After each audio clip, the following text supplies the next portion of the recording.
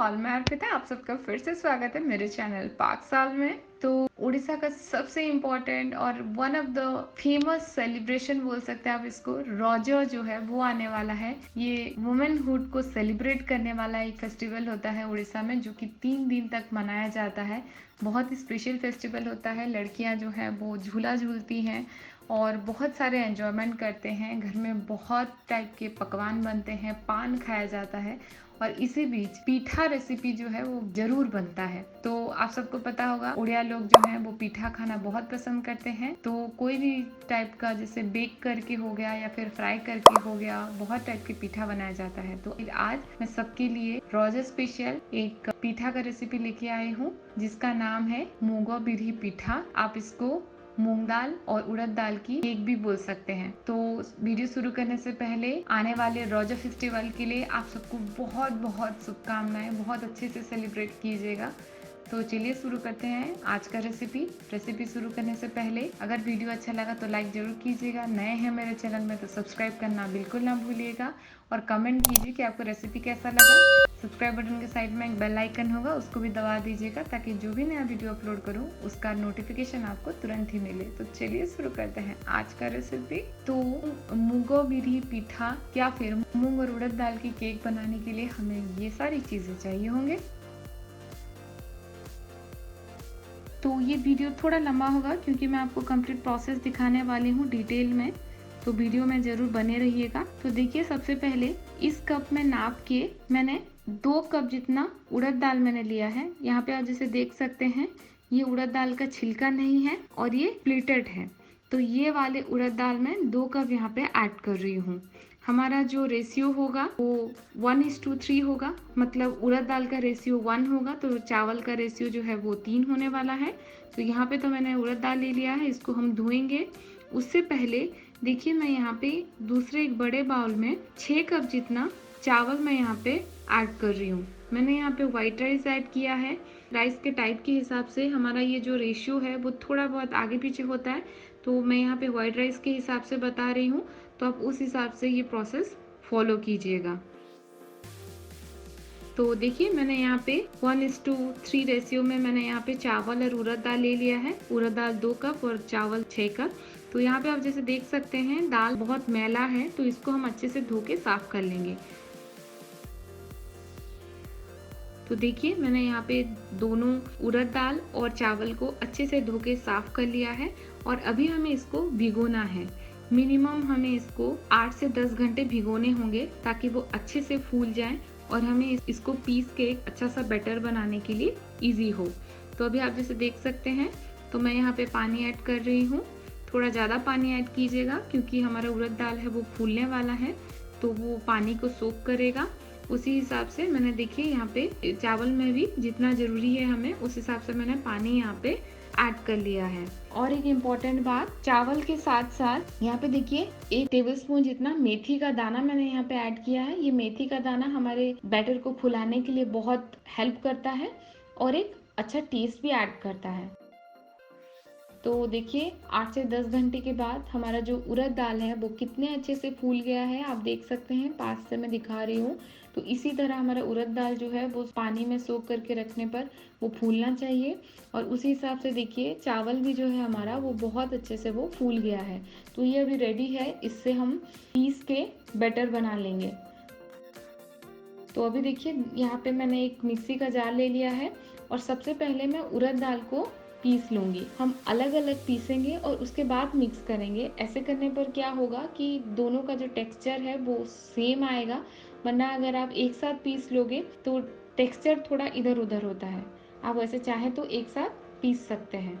देखिए, मैं यहाँ पे जितने भी उड़द दाल मैंने भिगो के रखा था वो मैंने ले लिया है मिक्सी के जार में और अभी मैं इसमें थोड़ा सा पानी ऐड कर लूँगी। ज़्यादा आपको पानी ऐड बिल्कुल भी नहीं करना है।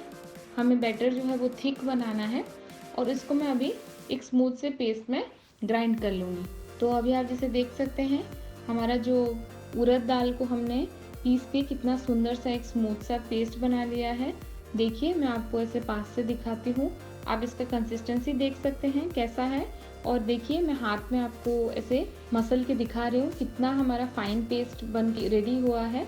तो इसी तरह आपको बनाना है तो अभी देखिए मैं एक बड़े से जगह पे हमारा जो पिसा हुआ उड़द दाल है वो मैं यहाँ पे ट्रांसफ़र कर ले रही हूँ।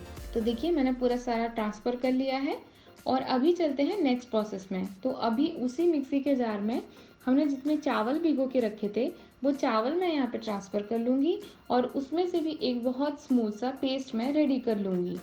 तो अभी देखिए मैं जितना भी चावल था वो सारा मैंने ट्रांसफ़र कर लिया है। इसमें भी मैं थोड़ा सा पानी दूंगी, ज़्यादा पानी मत ऐड कीजिएगा। अगर चाहे तो हम बाद में हम बटर में पानी ऐड कर सकते हैं, बट अगर आप पहले से ही उसको ज़्यादा पानी ऐड करके पीस लेंगे तो बाद में और कुछ हम कर नहीं सकते। तो चलिए देखिए मैं इसको अच्छे से पीस लेती हूँ। तो अभी देख सकते हैं हमारा जो चावल का बैटर भी कितना अच्छे से रेडी हो गया है। देखिए कितना स्मूथ है और इसका कंसिस्टेंसी भी आप देखिए कैसा है। देखिए मैं हाथ में से ऐसे जब मसल रही हूँ तो कितना स्मूथ पेस्ट इसका बना है। तो इसी कंसिस्टेंसी में और इसी स्मूथनेस के साथ चावल का जो बैटर है वो रेडी कर लीजिएगा। अभी जैसे मैंने पहले से बताया था आपको, हम अलग अलग पीसेंगे लेकिन एक जगह पे बाद में हम उन दोनों को इकट्ठे करेंगे। तो देखिए मैंने पहले से उड़द दाल का पेस्ट रखा था एक जगह पे और अभी जो मैंने चावल का पेस्ट बनाया है वो मैं यहाँ पे ट्रांसफ़र कर ले रही हूँ। अभी हम इसको बहुत अच्छे से मिक्स कर लेंगे ताकि चावल और उड़द दाल का जो पेस्ट है वो एक साथ में आ जाए और एक अच्छा कंसिस्टेंसी भी उसका आ जाए। तो देखिए आप अभी जैसे देख सकते हैं कितना सुंदर सा कंसिस्टेंसी आ गया है। और अभी देखिए मैं ऐसा एक छन्नी ले लूँगी और इसको मैं ऐसे कवर करके छोड़ दूँगी फर्मेंट होने के लिए रात भर फर्मेंट होने से क्या होगा, हमारा जो पीठा है या फिर जो केक है वो बहुत ही अच्छा बनेगा, फ्लफी बनेगा और खाने के लिए भी बहुत अच्छा लगेगा। तो आप इसको रात भर ऐसे छोड़ दीजिएगा फर्मेंट होने के लिए। तो नेक्स्ट डे में देखिए आपको मैं दिखा रही हूँ कि हमारा जो बैटर है कितना अच्छे से फर्मेंट हुआ है। चलिए देखिए मैं यहाँ पे देखिए कड़छी से कैसे ऐसे जब उसको हटा रही हूँ तो कितना एक अच्छा सा फूल के उसका लेवल क्रिएट हो गया। आप देख रहे हैं कितना सुंदर से फूला है हमारा बैटर। इसी तरह हमारा बैटर फूलना चाहिए, फर्मेंट होना चाहिए। तो देखिए अभी ऐसे मैं 2 से 3 मिनट ऐसे मिक्स कर लूँगी ताकि और थोड़ा वो फूल जाए। अभी हमारा केक बनाने का प्रोसेस हम स्टार्ट करेंगे। आपको जितना बड़ा केक बनाना है उस हिसाब से आप जो बैटर है वो यूज़ करें। तो अभी आप जैसे देख सकते हैं मैंने जो बैटर बना के रखा था फर्मेंटेड वाला, मैं दूसरे एक बाउल में उसको मैं ट्रांसफ़र कर रही हूँ। तो अभी आप ये क्वांटिटी आप देख सकते हैं कि मैंने ऑलमोस्ट उसका हाफ ऑफ द बैटर मैंने जितना बनाया था वो मैं यहाँ पे ले ली हूँ। और अभी आप इस देख सकते हैं ये साबुत मूंग दाल था, येलो वाला जो होता है, मैं उसको 2 घंटे पहले भिगो के रख ली थी और वही मूंग दाल जो है मैं यहाँ पे ऐड कर रही हूँ। ये मूंग दाल ऐड करने पर हमारा जो पीठा या फिर केक में एक अच्छा सा क्रंचीनेस आएगा और बहुत अच्छा लगेगा स्वाद में खाने के लिए। अभी देखिए मैंने यहाँ पे और कुछ इंग्रेडिएंट्स लिए हैं जैसे कि धनिया पत्ता, थोड़ा सा जीरा, यहाँ पे मैंने बारीक कटे हुए हरी मिर्च भी लिए हैं वो भी मैंने ऐड कर दिया है, थोड़ा सा अजवाइन लिया है, ये हाजमा के लिए बहुत अच्छा होता है तो वो मैंने ऐड किया है और यहाँ पे थोड़ा कद्दूकस किया हुआ अदरक। तो इन सबको हम अच्छे से अभी मिक्स कर लेंगे। आप चाहे तो मिर्ची का जो क्वांटिटी है वो ज़्यादा या कम कर सकते हैं, आपके टेस्ट के ऊपर वो डिपेंड करता है कि आपको कितना मिर्च खाना है। अभी मैं यहाँ पे स्वाद अनुसार नमक ऐड कर रही हूँ और अभी हम इन सबको बहुत ही अच्छे से मिक्स कर लेंगे और हम फिर से 4 से 5 मिनट इसको अच्छे से फेंट लेंगे ताकि हमारा जो बैटर है वो और थोड़ा फूल जाए, फ्लफी हो जाए और उसके बाद हम केक बनाने का प्रोसेस स्टार्ट करेंगे।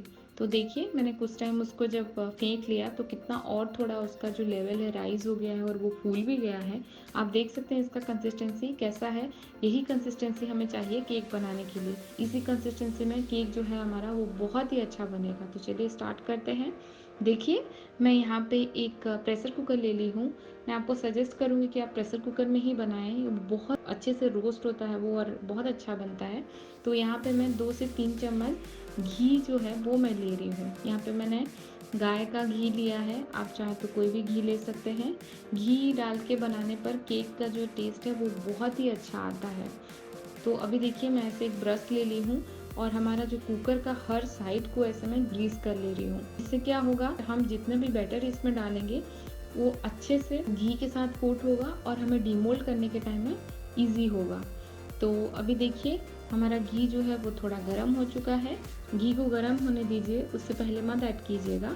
तो घी गर्म होने के बाद हमने जो बैटर पूरा प्रिपेयर करके रखा था वो मैं यहाँ पे डाल दे रही हूँ। यहाँ पे मैंने फ्लेम को जो है वो लो रखा है। अब हाई में मत रखिए, वरना कुकर जो है वो बहुत गर्म हो जाएगा और हमारा जो केक है वो बहुत जल्दी नीचे से जल जाएगा।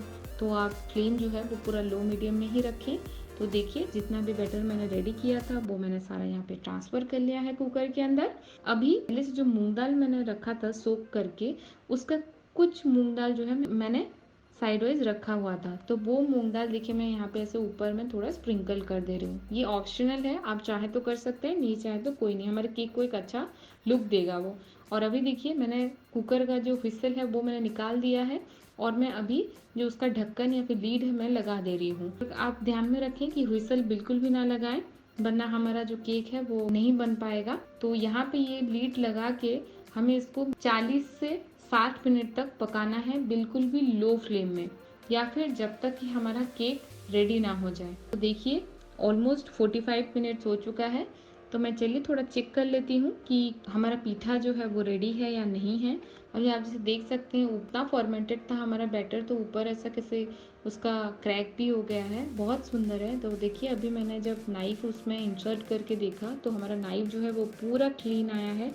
इसका मतलब हमारा जो मूंग और बिरही या फिर मूंग दाल और उड़द दाल का जो पीठा है वो बहुत अच्छे से बेक हुआ है और हमारा पीठा या फिर केक जो है वो बिल्कुल भी रेडी है। तो देखिए मैंने यहाँ पे कुकर में से निकाल लिया है हमारे पीठा को। आप देख सकते हैं चारों तरफ से कितने अच्छे से रोस्ट हुआ है वो, और कितना एक सुंदर केक जैसा उसका शेप लिया है। अभी आप जैसे देख सकते हैं मेरा कुकर जो है वो कितना क्लीन होके वो डिमोल्ड हुआ है। इसीलिए मैंने बोला था आपको कि घी को जो है आप हर तरफ स्प्रेड करें। तो हमारा पीठा तो अभी रेडी है, ये बहुत अच्छा लगता है। आप चाहे तो उसको सांभर के साथ खा सकते हैं, बट हम उड़िया लोग जो हैं इसको हम घुघनी या फिर जो वटाना होता है उसके सब्जी के साथ हम खाते हैं। बहुत ही अच्छा लगता है। घर पे कोई भी मेहमान आता है तो तभी भी आप बना के ये सर्व कर सकते हो, खाने के लिए बहुत अच्छा लगेगा, कुछ अलग भी लगेगा लोगों को। तो घर पे ज़रूर बनाइएगा और कैसा लगा रेसिपी बताना बिल्कुल ना भूलिएगा। तो चलिए मिलते हैं, तब तक के लिए आप चाहें तो मुझे मेरे सोशल अकाउंट्स में फॉलो कर सकते हैं। फिर से मिलूंगी और एक इंटरेस्टिंग और सुंदर रेसिपी के साथ, तब तक के लिए स्टे ट्यून्ड।